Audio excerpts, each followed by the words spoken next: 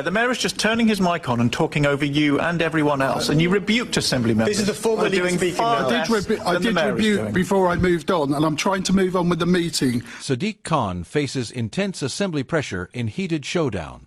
You're not going to believe what just happened at the London Assembly.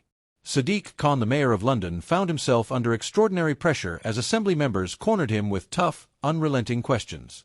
What was supposed to be a standard session quickly spiraled into a heated political showdown. The atmosphere, electric. You could feel the frustration building in the room. And for a moment, even Khan, usually calm and composed, looked like he was struggling to hold the line. Here's what happened. The session focused on transport, crime, and housing, three areas where Londoners are demanding answers. Khan began by laying out his vision for expanding public transport access, defending controversial spending decisions, and highlighting reductions in certain crime categories. But the Assembly wasn't buying it.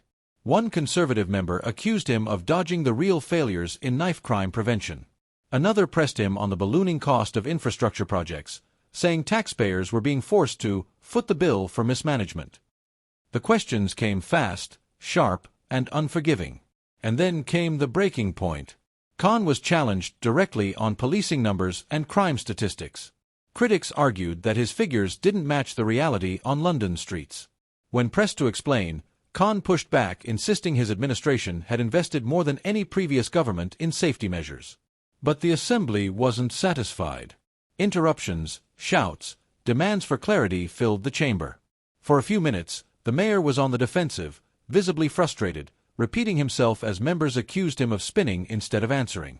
This wasn't business as usual. This was confrontation. Reactions outside the chamber were just as fiery. Social media lit up almost immediately. One post read, "Khan's excuses are running thin. Londoners need answers, not speeches." Another supporter countered, "The Assembly is just grandstanding. Khan is delivering more than they ever did." A senior Labour insider, speaking to a local paper, insisted, "The Mayor is doing everything possible with limited government support. This pressure is political theatre." But an opposition councillor saw it differently. Londoners are fed up. They don't feel safe, and they don't feel heard. Today's showdown proves it. Why does this matter so much? Because it cuts to the heart of trust between leaders and the public. Londoners want clear answers about crime, about affordability, about whether their city is being managed properly. And the Assembly session laid bare just how divided opinion is, not just in the chamber, but across the capital. Khan supporters argue that he inherited deep systemic problems and is trying to steer London through tough times with austerity, rising costs, and limited national backing. Critics, however, say that after years in office, the Mayor can't keep pointing fingers. They believe he should have tangible results by now: safer streets, more affordable housing, and stronger accountability. The symbolism of the moment shouldn't be missed. A mayor under fire. Assembly members refusing to let go. A room where every word felt like it carried the weight of a frustrated city. And politically, this could ripple far beyond London. With Labour trying to project national stability under Keir Starmer, moments where a high-profile Labour figure like Khan looks cornered can provide ammunition for opponents across the spectrum. One commentator summed it up bluntly on TV.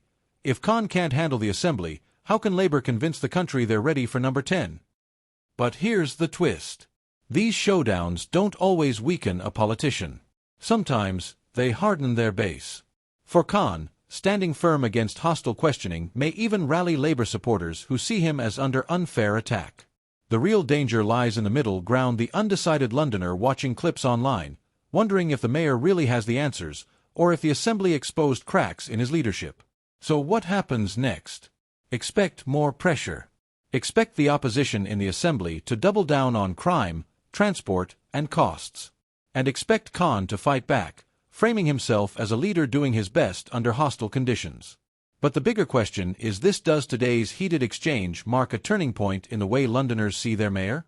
Because once the perception of control slips, once people believe you're struggling to cope under pressure, it's very hard to win that trust back. And that's why this session matters far more than the details of any single policy. It was about the image of leadership itself.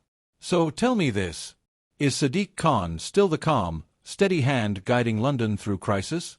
Or, after today's Assembly showdown, Are voters starting to see a leader who struggles when the pressure really piles on? Because if this is just the beginning, the next assembly sessions could be even more explosive, and the political fallout could reach far beyond London.